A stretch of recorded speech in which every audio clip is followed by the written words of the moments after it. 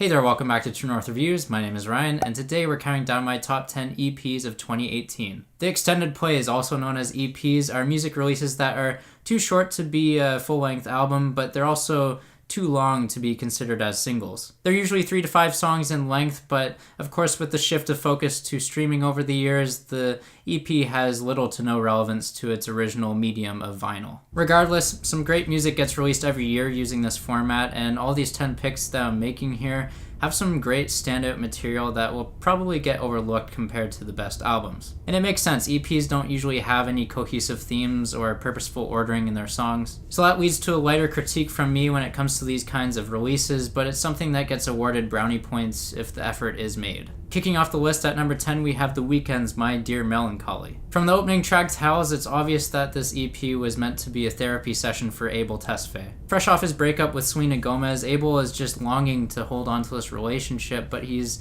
desperately trying to come to terms with it on this dark and moody project. I'll give a forewarning, this EP is like a return to roots for The Weeknd, which harks back to the similar styles on his trilogy mixtapes. Definitely something that isn't going to be everyone's cup of tea, as the pacing is the hardest thing to swallow here. It drags from time to time, but know that it pairs very well with being in a relaxed or sad mood. At number 9, we have the downtempo electronic producer Alex Lustig and his EP, Wave 003, A Glowing Mind. This Belgian producer has an ear for soothing composition, arrangement, and ambience. Something that, again, have to be enjoyed in the right setting, but it's definitely one that burns like a candlelit flame that can be seen from miles away. My number 8 pick kind of surprised me with how good it sounds, really something that shouldn't surprise me because I thoroughly enjoyed his Gold Skies EP from 2014. But yeah, Martin Garrix made a solid return in 2018 with his EP entitled Bylaw. Such immense talent from this artist at the age of 22, one of my favorite electronic and dance producers, and he proves that he doesn't deserve to be forgotten just yet. Latency is my favorite track on this release, but there's an overall sense of joy and fun to be found on this EP as a whole. And it's really neat to hear Mike Shinoda lending his vocals on the closing track too. At number 7, it's an artist that I'm checking out for the very first time this year, and I'm just blown away with the odd sounds incorporated into this electronic EP. It's from Aphex Twin, and it's called Collapse, and it's a bit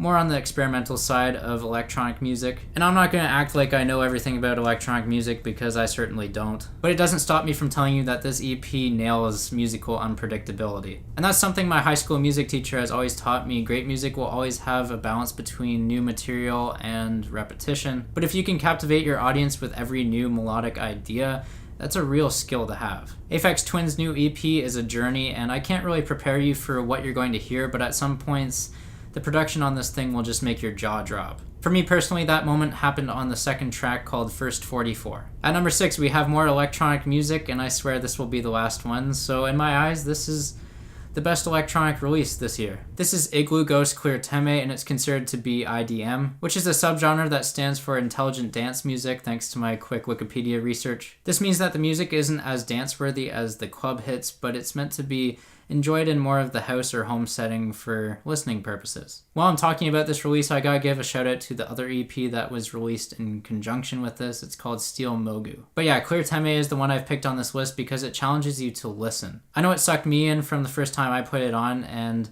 I'm certainly glad that I did put the time and effort in listening to this EP because New Vectors is one of my favorite songs of the year. It didn't quite crack my top 50 songs, but it's still a great one. Iglooghost is the most experimental thing I've listened to this year, and at times it will make you ask yourself, what the heck am I listening to? I definitely had that moment of realization, but if you embrace the weirdness, there should be something to enjoy. Now I'm finally going to switch away from electronic music and focus on my favorite genre of alternative rock. And you'll find that the rest of this list is jam-packed with alternative rock, so I apologize if you're expecting wider variety in the styles. But in my number 5 spot is an interesting female artist who's been critiqued for how much she sounds vocally similar to Florence Welch. And yeah, she still doesn't fail to impress me with her EP called No Roots. Her name, though, is Alice Merton. You would think with the title track, one that's been out for 2 years now, that it would be near impossible to start off an EP without it feeling stale. But no, it's a good enough song that even Alice has the confidence to put it on her upcoming debut record in January. And yeah, maybe she's milking it out to have it on both an EP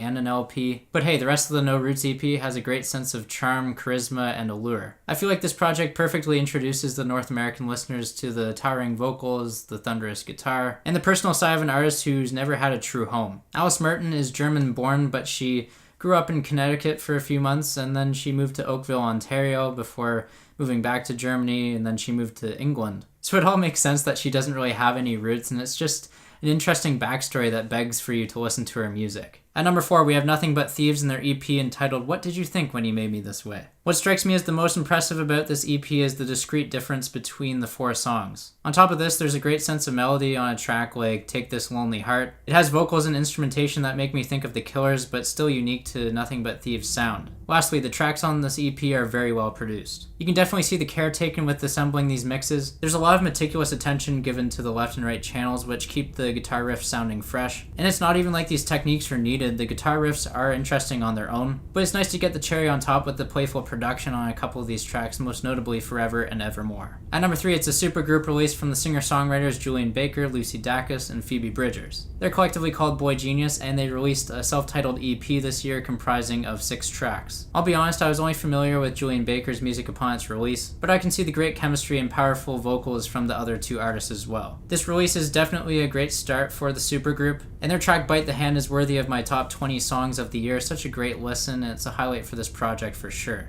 At number 2, I did a review of this EP earlier this year, and it's from the one and only Irish singer-songwriter Hozier. It's called Nina Cried Power, and if you haven't listened to the EP yet, I forgive you, but you're really doing yourself a disservice if you haven't at least checked out the title track, because that thing's a piece of perfection. You know, yeah, if you're interested, there's an actual thread of power themes on this EP, so that's why I get so many brownie points to make it my second favorite EP of 2018. Of course, there's one EP that's even better than this release, and in my opinion, that goes to the alternative rock band I Don't Know How, But They Found Me in their 1981 extended play. I've never heard such catchy tunes with beautiful arrangements. They remind me of an artist like the Zolas, but they're still original, and they're the creators of the best EP in 2018, hands down. It's hard to believe this thing took a while to grow on me, so that's why I held off on doing the review. I just didn't want to underrate it because I knew at some point I was going to come around to it, and everything started to click with me, and it sure did that, plus more. The vocal performances on this EP are incredible. The falsettos are hit perfectly. The band provides a strong presence with really catchy grooves, and it's even got some anthemic power on the track Bleed Magic. I'm beyond impressed with this EP, and it's got a pretty interesting concept to it as well. It's like this band is trying to be from 1981 that's gone unnoticed, and all these years later they're finally discovered. Stylistically, it's great to hear the similarities to 80s music, but that doesn't stop it from being fresh and enjoyable to make it feel timeless, easily the most